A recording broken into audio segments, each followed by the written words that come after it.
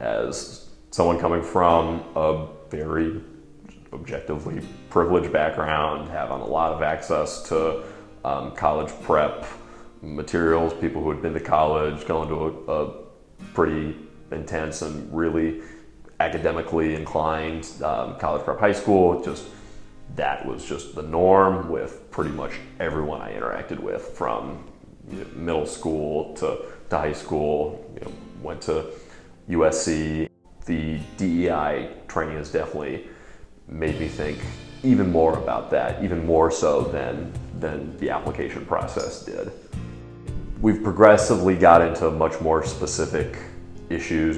I remember one of the sessions that we did last week, we really dove into how we should approach classroom management issues while being fully conscious of race and being fully conscious of what societal norms I have grown up with as a suburban white American, and whether or not those norms are something that necessarily are consistent across cultural backgrounds, and whether or not those norms should be consistent across cultural backgrounds.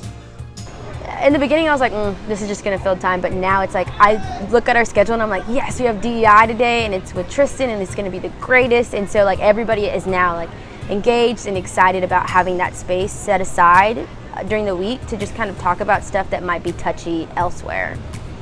We did an activity where we put like chart paper on the walls around and listed things that we feel have equal sides of oppression and privilege in them. So like racial identity or socioeconomic status or sexual identity. And so we each got different, we got 10 sticky dots to put on there of how do we identify as what we are and how does that fall on the scale of oppressed or privileged.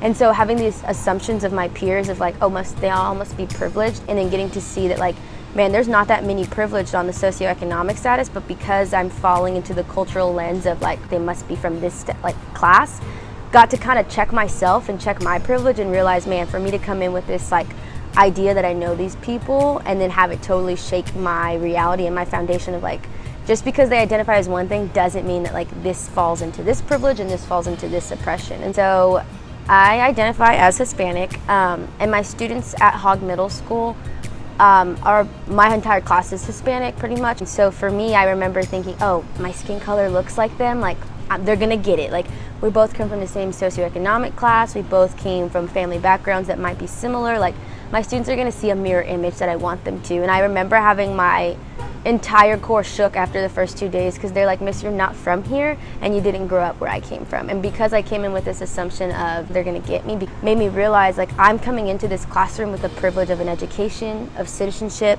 of my own class now that's separate from my parents. And so my students picked up on that instantly, and actually I don't even think saw that I was Hispanic, more saw of like, she's dressed like a teacher and she has this authoritarian like perspective. And so the affinity groups, like with the people of color one, like I think I love it.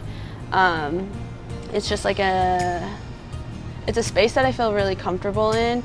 Like having that small group of connection and like being able to relate on similar experiences that like I might not be able to relate or that I might not be able to express during like a DEI session. Someone who like has empathy can go a long way, but I feel like in the affinity groups, like when I'm discussing an issue or I'm listening, I feel like there's like more of a personal connection during those because like more likely than not, someone in that room has gone through the same exact thing that I'm like feeling right now. So like that's like way more comforting. And I love that my TEA runs it because I spend like all day with him.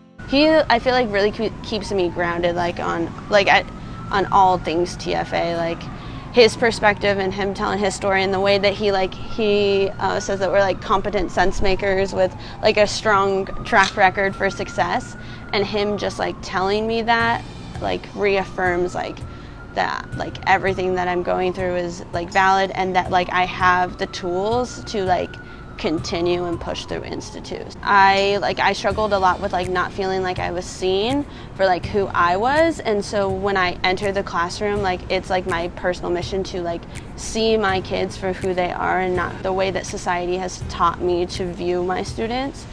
Being a part of the diversity and equity and inclusion conversations that we have in our training has really opened my mind to a whole new perspective.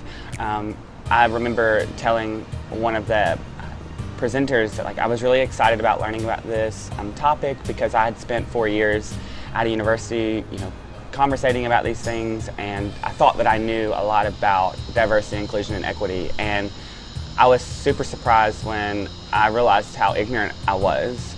And I was very vulnerable with sharing that about that I really didn't understand it. So actually this week we're having an affinity diversity conversation about LGBTQ plus individuals and how we navigate that in the classroom.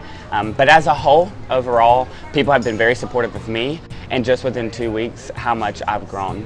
I'm able to, a lot of the things that we've been practicing, I don't even practice them anymore because it just comes off, muscle memory, and that's what they preach to you from day one of Institute. It's just keep doing it. I know it's hard, I know it's boring, I know it's repetitive, but I promise you, if you keep doing these things, it will become muscle memory and you won't have to keep practicing these things. So I have grown so much as far as a teacher and culturally responsive, understanding the people that are around me and where I'm going to be working and the people that I'm going to be working with. But there's so much room to grow.